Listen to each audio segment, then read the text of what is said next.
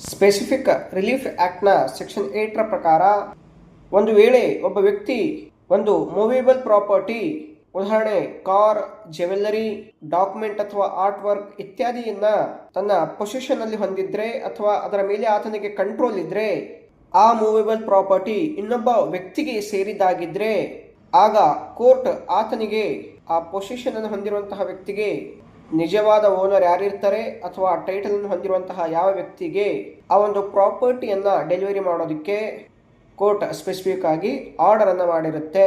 ಅದರ ಪ್ರಕಾರ ಆ ವ್ಯಕ್ತಿ ಸ್ಪೆಸಿಫಿಕ್ ಆಗಿ ಆ ವಸ್ತುವನ್ನೇ ಆ ರೈಟ್ಫುಲ್ ಓನರ್ಗೆ ಅದನ್ನು ಡೆಲಿವರಿ ಮಾಡಬೇಕಾಗುತ್ತೆ.